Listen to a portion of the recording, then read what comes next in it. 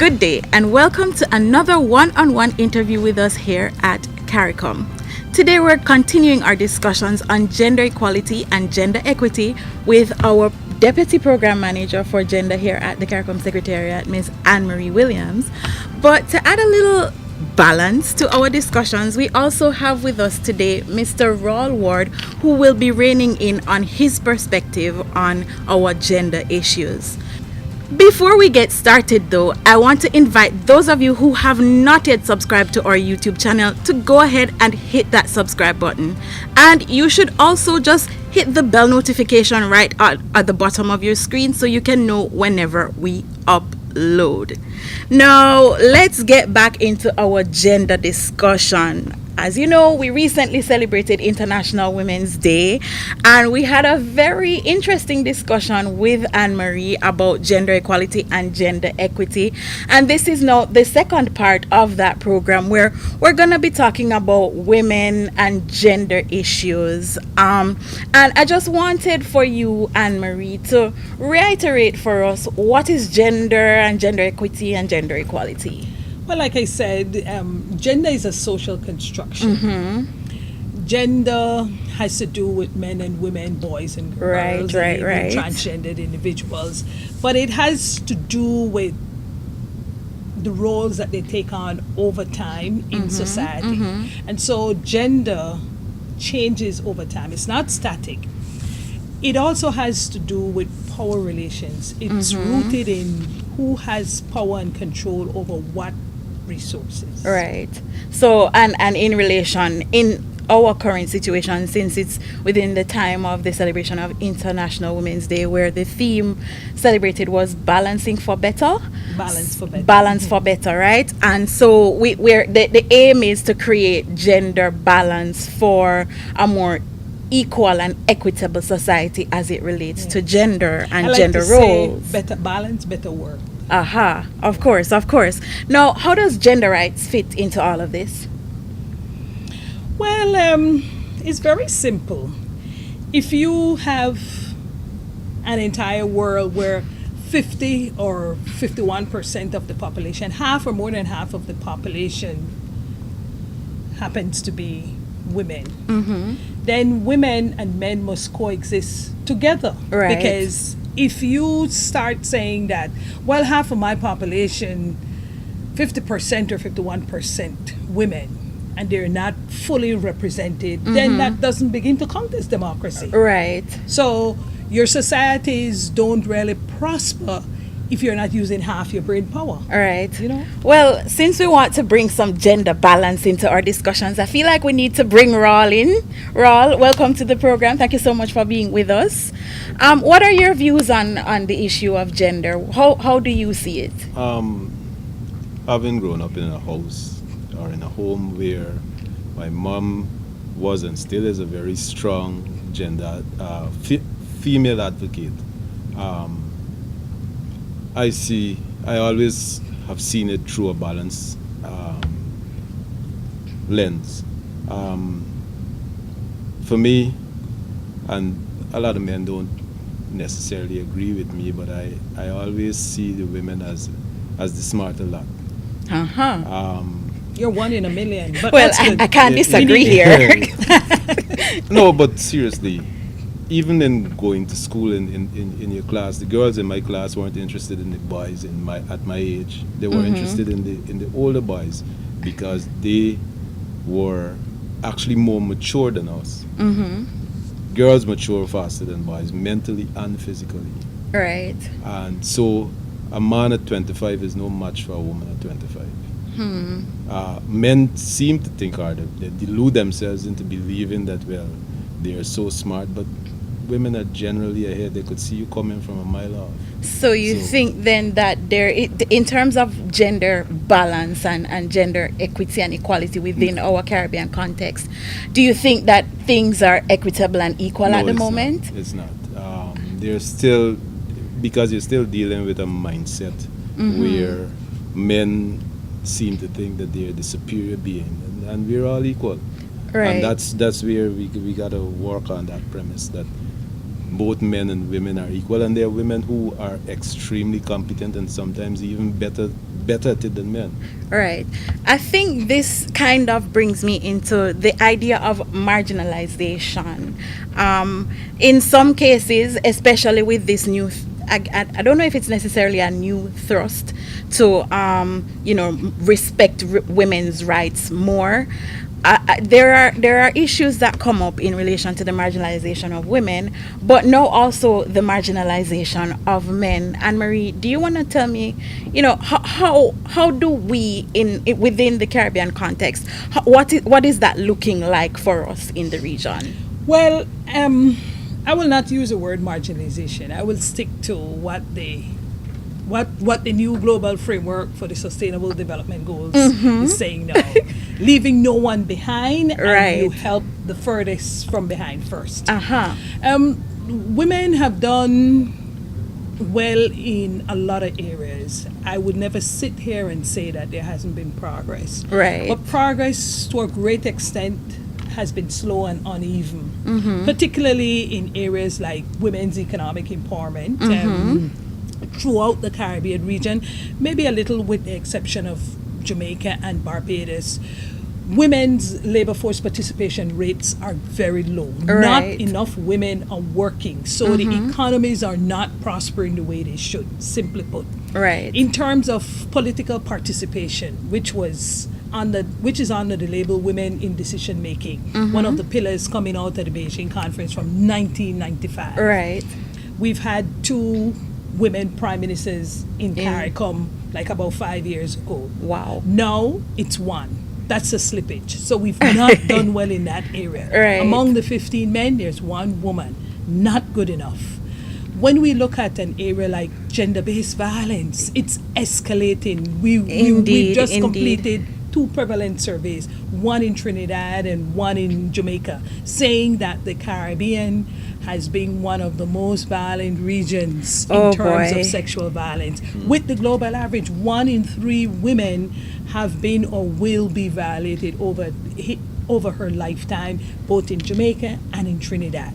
So when we look at those areas, we have not done well. Right. Women have done comparatively well, and in some cases better than men in terms of education in the region.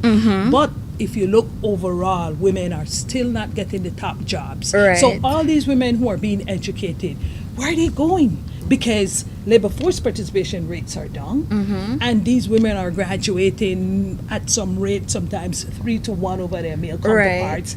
So we're looking particularly at where are they? Where do we find them before we can put the interventions in place to make sure that their contributions can be counted in terms of economic prosperity? Right. And I have to say that I'm in agreement with you on getting those things done. Now, you spoke about gender-based violence. What exactly is that? Gender-based violence is violence committed against an individual because of his or her gender.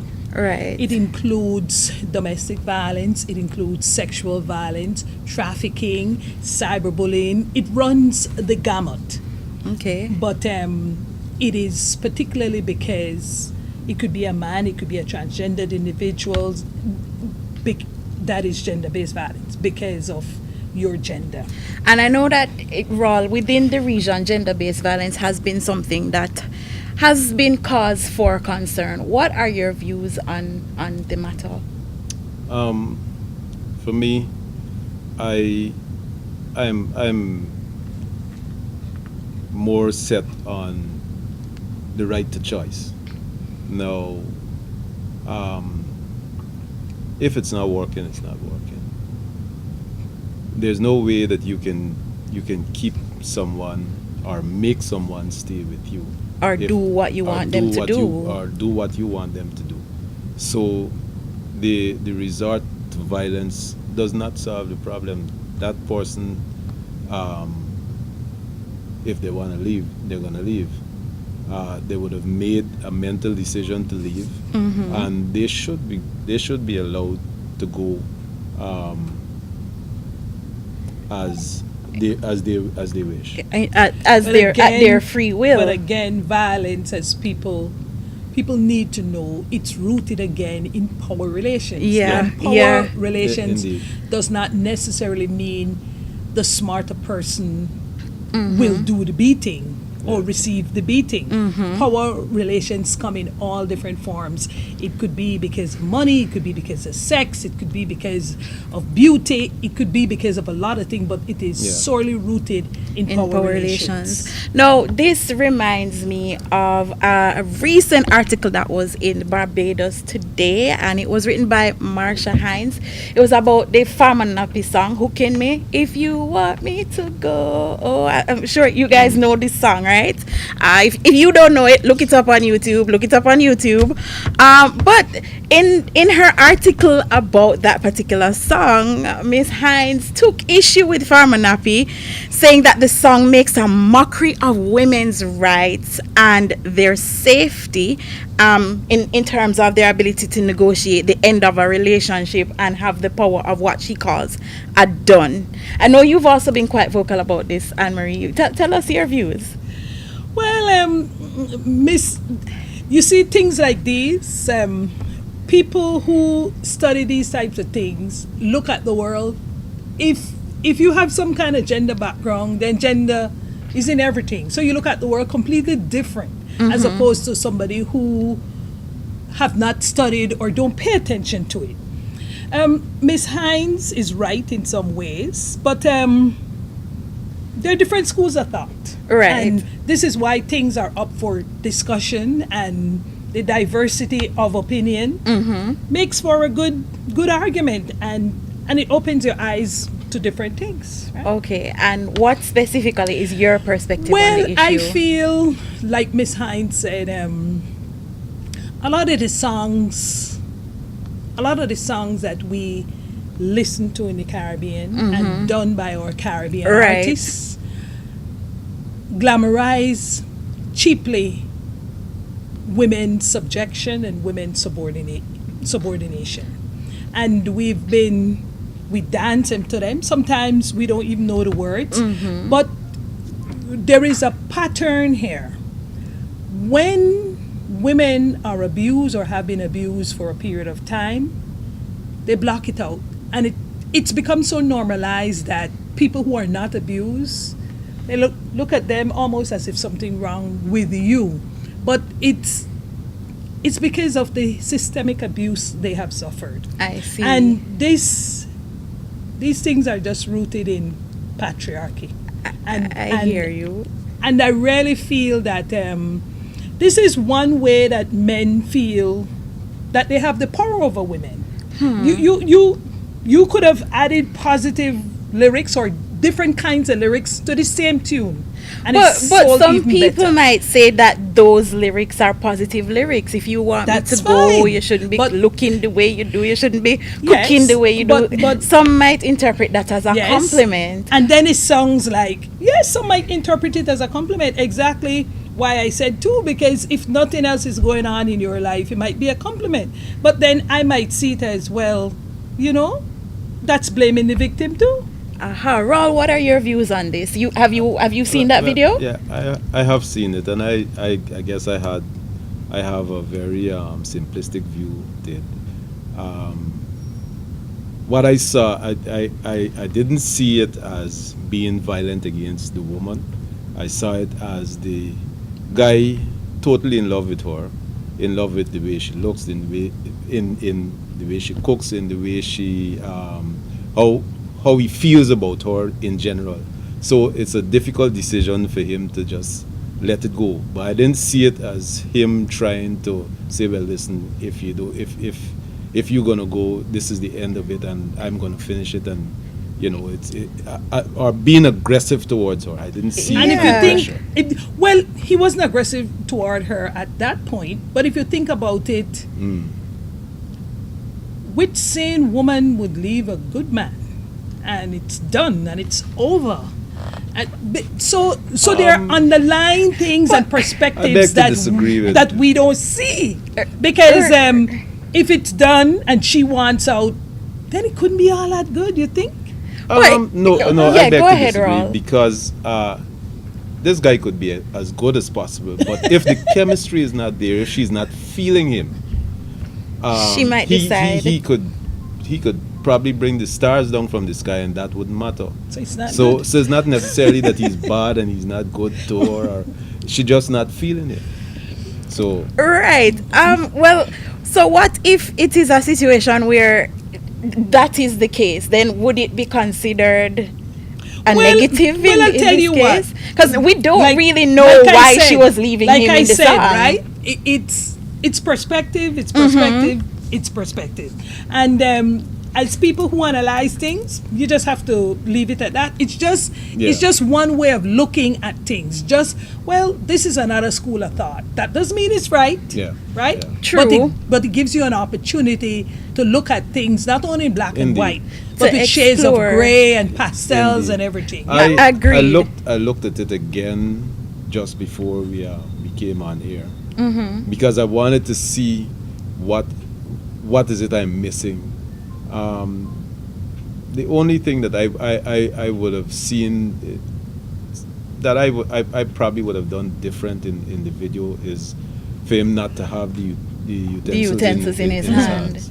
Yeah. The cutlery in his hand. Yeah, and But beyond Marsha that, spoke about this, the imagery in the Again, video yeah, as because well. it's symbolic of violent situation. But right? some people would But then he say wasn't that touching he it. was Then he actually was eating with the knife yeah, and he was- fork. So Yeah.